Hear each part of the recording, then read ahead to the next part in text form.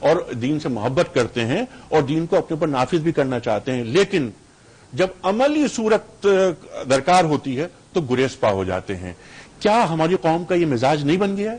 دیکھیں، اس کو اگر اس پہ اگر ڈسکشن کرنا ہے اور اس کو غور سے دیکھنا ہے اس ایشو کو، جو کہ میں آپ کو پارٹیشن کے وقت لے جاتا ہوں جب ہم بھارت سے الگ ہوئے اور پاکستان بنا.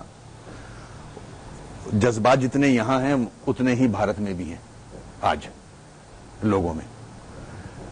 پارٹیشن کے بعد جو ہمیں پاکستان کی باؤنڈریز میں رہتے ہوئے جو مشکلات پیش آئیں، جو سٹرگل کی اس جنریشن نے جس نے آنکھوں سے پارٹیشن دیکھا تھا، وہ بریڈ اینڈ بٹر میں لگے رہے. ٹھیک ہے، وہی قوم بڑھتے بڑھتے آج میرے خیال میں تیسری یا چوتھی جنریشن آ گئی. ٹھیک ہے، سب سٹرگل میں رہے. میں بذات خود میں الزام دوں گا ملک کے بننے کے بعد جو قیادت ہمیں ملی، ہمیں کوئی صحیح قیادت نصیب نہیں ہوئی جو قوم کی تربیت کرتی جناب، چاہے وہ سیاسی ہو چاہے وہ مذہبی ہو، دونوں. لیکن آج اگر ہم کنڈیم کرتے ہیں، جو آپ نے بھی بات کی، مولانا صاحب نے بھی بات کی، کہ آج مذہب تو ہے، الحمدللہ سب مسلمان ہیں، پریکٹس نہیں ہو رہا. جہاں اگر کوشش جہاں بھی موقع ملتا ہے ہم اگینسٹ ریلیجن چلے جاتے ہیں. ریلیجن تو ہمارا بہت امن کا ہے، پیار محبت کا ہے. جو انصاف، تعلیم، میں جوڈیشری اور تعلیم پہ زیادہ زور دوں گا. پاکستان بننے کے بعد جو آج ہم فرسٹریشن دیکھ رہے ہیں انہی کی اولادوں میں، اس کے باپ نے بھی اسٹرگل کی، اس کی اولاد نے بھی اسٹرگل کی، اس کی اولاد بھی اسٹرگل میں رہی، آج اس کی اولاد پھر اسٹرگل کر رہی ہے. تو انصاف، تعلیم دونوں نہیں ملی. اگر تعلیم یافتہ قوم ہوتی ہے تو وہ اپنے مذہب کو بھی طریقے سے لے کے چلتی ہے. جہاں جذبات دکھانے ہیں، جہاں جذبات دیکھیں، بہت سارے آپ دیکھتے ہوگے پڑھے لکھے لوگ جذبات دکھاتے ہیں اسٹیج پہ آ کے کہ میری ماں کا ہاتھ ہے میری کامیابی میں، روتے بھی ہیں، آنسو، یہ بھی جذبات ہیں، یہ پازیٹو جذبات ہیں. ہمارے یہاں نیگیٹو جذبات ابھرے. کیوں؟ ڈسکرمنیشن، زیادتیاں، فرسٹریشن، یہ قوم میں، لوگوں میں رہی جب سے ملک بنا ہے.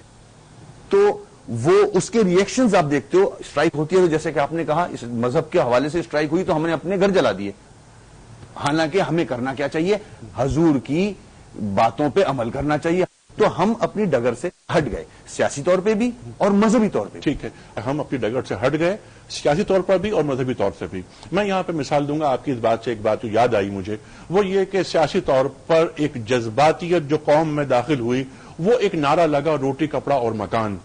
اور آپ دیکھیے پورا کراچی سے لے کر کشمیر تک اس نعرے کی زد پہ آ گیا پورا ملک. تو ایوولوشن کے بغیر اگر ریوولوشن ہو، نظریاتی طور پر تربیت نہ ہو، سیاسی بھی اور مذہبی بھی، تو وہ نقصان دہ ہوتی ہے. بالکل نقصان دہ، ہم نقصان بھگت رہے ہیں اس کا. اور لہذا ہم ایک جذباتی قوم ہیں. بالکل جذباتی قوم ہے، نیگیٹو. اس کا مطلب یہ ہے کہ اگر کوئی قوم جذباتی ہوتی ہے اور وہ پازیٹو ہوتی ہے تو اس کا سفر آگے کی جانب ہوتا ہے. بالکل ہوتا ہے. دیکھیں یہ نیچر ہے، نیچرل جذباتیت. پازیٹیوٹی کیسے آتی ہے؟ تعلیم، انصاف. نہیں، اگر آپ کو دیکھیں یہ آپ کی ٹریننگ ہے. اگر آپ کو آپ کے والد صاحب کو انصاف ملتا چلا آتا، ٹھیک ہے، آپ کے والد صاحب کی تعلیم اچھی ہوتی، وہ اپنے بچوں کو تعلیم دیتے، تو اس کا اثر جو ہے وہ گھر میں آتا، اسی طرح پھر باہر علاقے میں آتا، قومیں بنتی ہیں. ٹھیک ہے، لیکن وسیم اختر صاحب ایک بات یہ بھی ہے نا کہ اگر جذباتیت اس وقت شاید اچھی محسوس ہو کہ جب اقدار کا خیال رکھنے میں جذباتیت ہو. مثلا یہ کہ دین سے محبت ہر شخص کرتا ہے ہمارے ملک میں، ملک سے محبت ہر شخص کرتا ہے، ظالم سے نفرت ہر شخص کرتا ہے، مظلوم سے محبت کرتا ہے، وغیرہ وغیرہ. تو اس کا مطلب یہ ہے کہ اگر جذباتیت آ رہی ہے اس جانب تو یہ مثبت ہے. بالکل پازیٹو ہے نا، بالکل مثبت ہے.